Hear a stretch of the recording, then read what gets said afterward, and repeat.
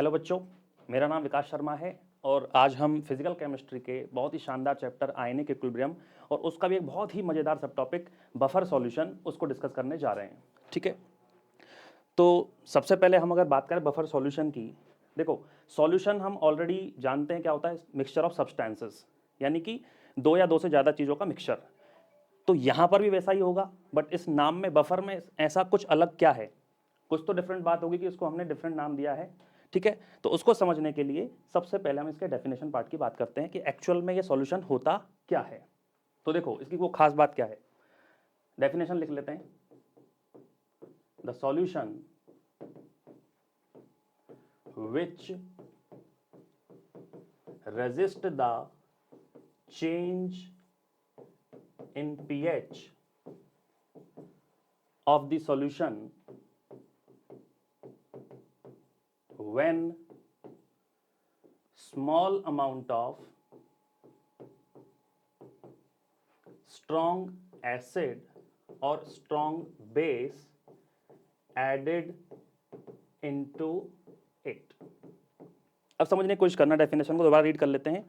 The solution which resist the change in pH of the solution when small amount of strong acid or strong base added into it। तो देखो मान लो कोई solution है हमारे पास, किसी भी कंटेनर में कोई सॉल्यूशन है जिसके अंदर सब्सटेंस मिक्स्ड हैं। मान लो मैं अगर बाइनरी सॉल्यूशन की बात करता हूं तो ए और बी दोनों का मिक्सचर है। ठीक है, अब सपोज करो इस सॉल्यूशन की खास बात क्या हुई कि उस सॉल्यूशन में मैं बाहर से कोई स्ट्रॉन्ग एसिड, स्मॉल अमाउंट में ध्यान रखना, या स्ट्रॉन्ग बेस ऐड कर देता हूं। तो होना क्या चाहिए, आयनिक में हम इससे पहले बहुत कुछ पढ़ चुके होते हैं। जैसे मैं स्ट्रॉन्ग एसिड ऐड करूंगा, इसका मतलब बेसिकली मैंने क्या ऐड किया, H+ आयन, या स्ट्रॉन्ग बेस ऐड करता हूं तो मैंने क्या ऐड किया, OH- आयन, और ये दोनों की दोनों आयन रिस्पॉन्सिबल होंगे चेंज इन पीएच के लिए।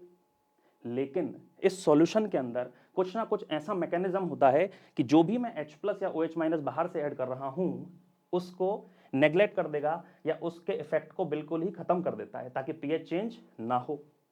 अब वो मैकेनिज्म क्या होगा वो हम फर्दर डिस्कस करेंगे इसमें। ठीक है, लेकिन उससे पहले हम देखते हैं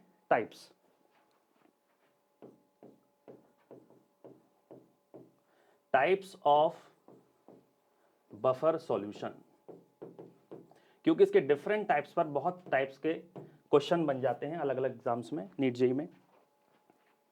सबसे पहला है इसके अंदर मिक्स्ड बफर,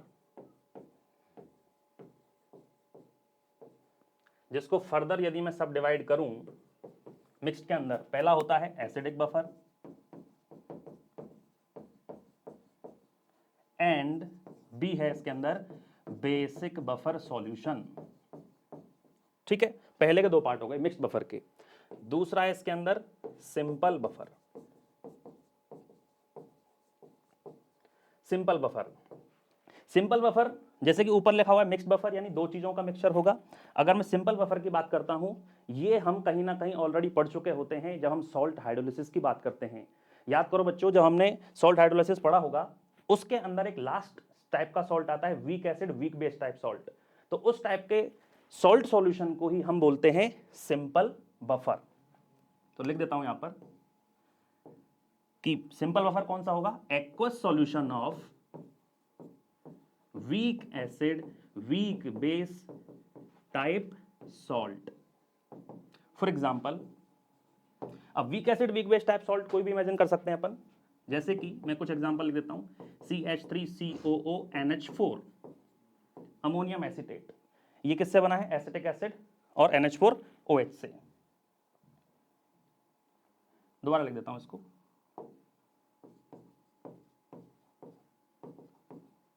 ठीक है, और भी बहुत सारे एग्जांपल हो सकते हैं।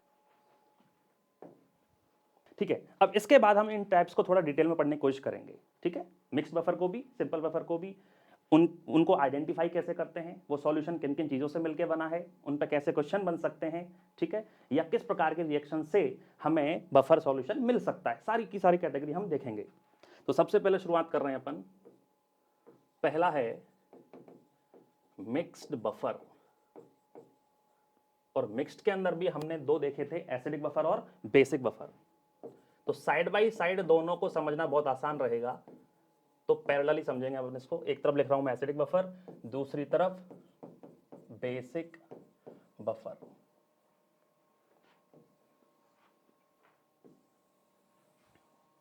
अब देखो सबसे पहली बात कि एसिडिक बफर क्या होगा, कैसे आइडेंटिफाई करेंगे। मिक्सचर तो है ही सही, ऊपर लिखा हुआ है मिक्स्ड बफर, यानी दो सब्सटेंस का मिक्सचर। वो दो सब्सटेंस क्या है समझना। यदि वीक एसिड, एक कंटेनर में वीक एसिड है और दूसरे में weak acid strong base type salt का सॉल्यूशन है, उन दोनों को यदि मैं मिला देता हूं तो मुझे क्या मिल जाएगा, एसिडिक बफर। या फिर और क्या बोल सकता हूं इसको मैं, वीक एसिड के साथ उसी का कॉन्जुगेट हो, इट्स कॉन्जुगेट बेस। भाई एसिड का कॉन्जुगेट क्या होगा, बेस, तो कॉन्जुगेट बेस। दोनों हालांकि एक ही बात है, ठीक है, कि कॉन्जुगेट बेस के मतलब उसके साथ जो आयन है सॉल्ट में वो स्पेक्टेटर आयन होता है, तो उसको कंसीडर नहीं कर रहे हैं अपन। सिमिलरली बेसिक बफर में क्या हो जाएगा, आइडेंटिफाई कैसे करेंगे कि कौन सा मिक्सचर बेसिक बफर होगा। यहां देखो लेफ्ट साइड में क्या था, वीक एसिड, तो यहां पर ले लो वीक बेस। यहां पर क्या था साथ में, वीक एसिड स्ट्रॉन्ग बेस, तो यहां इसका उल्टा हो जाएगा, weak base strong acid type salt. यानी कि यदि वीक बेस लिया मैंने एक कंटेनर में, दूसरे में लिया वीक बेस स्ट्रॉन्ग एसिड का सॉल्ट सॉल्यूशन, दोनों को मिला दिया, मिलाते ही बन गया बेसिक बफर। या फिर और क्या बोल सकता हूं इसको मैं, weak base plus it's conjugate. अब बेस का कॉन्जुगेट क्या होगा बताओ, एसिड, तो ये हो गया इट्स कॉन्जुगेट एसिड। अब एग्जांपल समझते हैं अपन इसको, जो लिखा है ना एग्जांपल से क्लियर होगा, समझने की कोशिश करना। पहला क्या लिखा, वीक एसिड, कोई भी वीक एसिड ले लिया मैंने, फॉर एग्जांपल सबसे फेमस जो हम यूज करते हैं केमिस्ट्री में, दोनों एनसीईआरटी में जो लिखा है एसिटिक एसिड CH3COH। अब इसका, अब ध्यान समझने की कोशिश करना, weak acid plus weak acid strong base type salt. अब यहां पर जो वीक एसिड है ये यही वाला वीक एसिड है, यानी ये सॉल्ट जो है इसी वीक एसिड से मिलकर बना होना चाहिए। तो CH3COH के साथ उस वीक एसिड का स्ट्रॉन्ग बेस के साथ सॉल्ट, तो इसका स्ट्रॉन्ग बेस के साथ सॉल्ट क्या हो जाएगा, सोडियम एसीटेट। या फिर मैं इसको और किस तरीके से लिख सकता हूं, समझने की कोशिश करें, weak acid plus it's conjugate base, तो इसका कॉन्जुगेट क्या हो जाएगा, H प्लस निकाल दो, ये हो गया कॉन्जुगेट बेस। दोनों बात एक ही है। तो अगर हमें क्वेश्चन में इस तरीके से दिया हो ऑप्शन में, या फिर इस तरीके से दिया हो, दोनों के दोनों क्या है, एसिड बफर का टाइप। क्लियर है कि नहीं। सिमिलरली अगर मैं राइट हैंड साइड में देखने की कोशिश करूं बेसिक बफर में, एग्जांपल लो, हमारे पास वीक बेस है NH4OH अमोनियम हाइड्रोक्साइड प्लस उसका सॉल्ट, यानी इसी वीक बेस का स्ट्रॉन्ग एसिड के साथ सॉल्ट, कोई भी स्ट्रॉन्ग एसिड ले लिया मैंने HCl, तो NH4Cl बन गया सॉल्ट। क्लियर है। इसी चीज का एक डिफरेंट रिप्रेजेंटेशन भी है NH4 प्लस। ये NH4 प्लस क्या है भाई, कॉन्जुगेट, इसी का कॉन्जुगेट हो गया ना।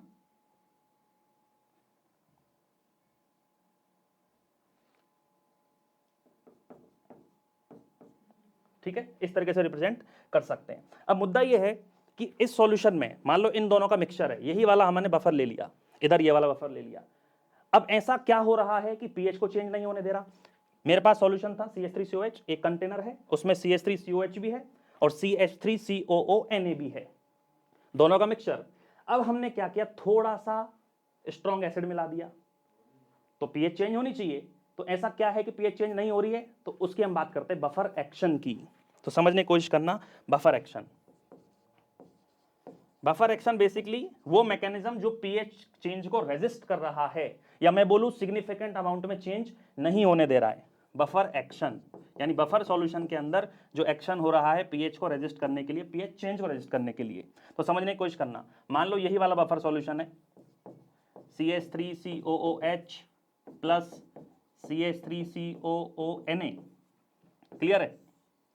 अब समझना, सपोज करो मैंने इसके अंदर एसिड मिलाया, एसिड मिलाया मतलब H प्लस ऐड हो जाएगा। दूसरा केस क्या हो सकता है, मैंने इसमें OH माइनस मिला दिया या स्ट्रॉन्ग बेस मिला दिया, जैसे कि NaOH, या एसिड की जगह पर HCl, तो होगा क्या। अब यदि H प्लस मिला है सॉल्यूशन के अंदर, तो सॉल्यूशन में ऑलरेडी प्रेजेंट जो मेरे पास इलेक्ट्रोलाइट हैं, एसिटिक एसिड और सोडियम एसीटेट, ये H प्लस किससे रिएक्ट करने की टेंडेंसी करेगा, क्या H प्लस एसिड से रिएक्ट करेगा, नहीं, क्योंकि दोनों का सिमिलर नेचर है। अपोजिट वाला ढूंढेगा, अपोजिट वाला कौन है, यहां पर देखो ध्यान से, दो आयन है CH3CO माइनस और Na प्लस। अब ये H प्लस Na प्लस से तो रिएक्ट करेगा नहीं, प्लस प्लस सिमिलर हो जाएगा, ये पकड़ेगा इसको, क्योंकि खुद एसिडिक है तो बेसिक को ढूंढेगा, तो इसकी रिएक्शन हो जाएगी इस H+ की रिएक्शन हो जाएगी इस CH3CO- से। सिमिलरली ये अगर मैं बेस मिलाता हूं तो OH- किसको ढूंढेगा? अपोजिट। अपोजिट कौन है? एसिड। ये बेस, ये एसिड, ये रिएक्ट करेगा इस भाई साहब से, ठीक है। तो रिएक्शन क्या होगी? बेसिकली जो H+ और OH- ऐड हुआ है उसके इफेक्ट को नलीफाई कैसे कर रहे हैं, इसमें ध्यान समझने की कोशिश करना। सबसे पहला केस ले रहा हूं, एडिशन ऑफ H+ या एडिशन ऑफ स्ट्रॉन्ग एसिड। तो रिएक्शन क्या होगी? देखो, CH3COO- ऐड हुआ H+ के साथ, रिएक्शन हो गई और मिल गया CH3COOH। सिमिलरली दूसरे केस में यदि बेस ऐड किया होता तो क्या मिलेगा? समझना, बेस ऐड करेंगे तो इन दोनों की रिएक्शन होगी CH3COOH, और जो एडेड बेस है उसका OH- आयन, रिएक्शन हुई। अब समझना कि होगा क्या यहां पर। देखो इसके अंदर दो आयन है, एक तो एसीटेट आयन और एक H+ आयन। इसका माइनस, सॉरी इसका प्लस इसके माइनस के साथ जाएगा, यानी वाटर बना लेगा। तो यहां क्या मिला मुझे? CH3CO- plus water. तो हुआ क्या है इसमें? पीएच चेंज क्यों नहीं हुई? क्योंकि जैसे ही मैंने H+ मिलाया, सामने वहां पर कोई बंदा बैठा हुआ था, उसने बोला जैसे ही H+ आएगा मैं उसको नेग्लेक्ट कर दूंगा या उसके इफेक्ट को नलीफाई कर दूंगा, और यहां पर रिएक्शन हुई। रिएक्शन होते ही अनकंबाइंड फॉर्म से या आयोनाइज्ड फॉर्म से अनआयोनाइज्ड फॉर्म में हो गया। H+ पहले फ्री था, यहां पर हो गया मिक्स, कंबाइंड फॉर्म में चला गया। H+ की पूरी पावर खत्म, पीएच को चेंज ही नहीं कर पाएगा। सिमिलरली जो यहां पर OH- था मेरे पास, OH- यहां पर आयोनाइज्ड फॉर्म में था।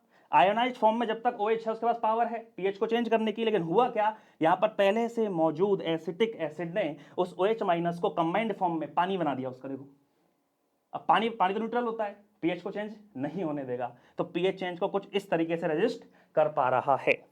सिमिलरली यदि मैं इस बेसिक बफर के बफर एक्शन की बात करता हूं तो समझना यहां पर क्या होता है। सिमिलर चीज होगी, वही वाला एग्जांपल लिया मैंने जो ऊपर लिखा हुआ है, NH4OH और NH4Cl। अपने पास ये वाला बफर है, हमने क्या किया? या तो एसिड मिलाया या फिर बेस मिलाया। अब पूरा एसिड और पूरा बेस नहीं लिख रहे हैं, क्योंकि एसिड का काम क्या है? H+ देना, तो मैंने सीधा H+ लिख दिया। बेस का काम है OH- देना, फिर सीधा OH- लिख दिया। अब वही पूरी सेम कहानी, सपोज करो एसिड मिलाएंगे, एसिड यानी H+, इन दोनों में से किसको पकड़ेगा? या मैं ऐसा बोल दूं कि इन दोनों में से कौन H+ को दबोचेगा? ये है एसिडिक, ये है बेसिक, दोनों की रिएक्शन हो जाएगी। तो समझने की कोशिश करना, NH4OH H+ के साथ रिएक्ट किया, रिएक्शन हुई, ये H+ और ये OH- ion plus minus water बना लेगा। तो NH4+ अलग, वाटर अलग। बेचारा H+ पीएच चेंज करने आया था, इसके साथ मर्ज होकर पानी बन गया न्यूट्रल, पीएच को चेंज होने नहीं देगा वो। सेकंड, यदि OH- हुआ, OH- किसको पकड़ेगा? इस NH4+ को। बोलो भाई, क्योंकि ये है हमारे पास बेसिक और ये एसिडिक होता है, कॉन्जुगेट एसिड है ये बेस का। तो NH4+ इस OH- आयन के साथ रिएक्ट करके इसको कंबाइंड फॉर्म में ले जाएगा NH4OH। बेस यहां पर पीएच चेंज करने आया था, कंबाइंड फॉर्म में उसको बांध के रख दिया हमने, पीएच को चेंज होने ही नहीं देगा। तो आई होप बफर सॉल्यूशन के दोनों टाइप, मिक्स बफर की स्पेशली बात करूं, एसिडिक और बेसिक, आप लोगों को समझ में आ गया होगा। ठीक है, अब इसके अंदर फर्दर वैसे हम जब बात करेंगे इस कंसेप्ट पे बेस्ड क्वेश्चंस की, जो कि कॉम्पिटिटिव एग्जाम में बनते हैं डिफरेंट टाइप्स के, वो हम नेक्स्ट क्लास में पढ़ेंगे। लेकिन थ्योरेटिकल कंसेप्ट यहीं पर समाप्त होता है। मिलते हैं नेक्स्ट क्लास में।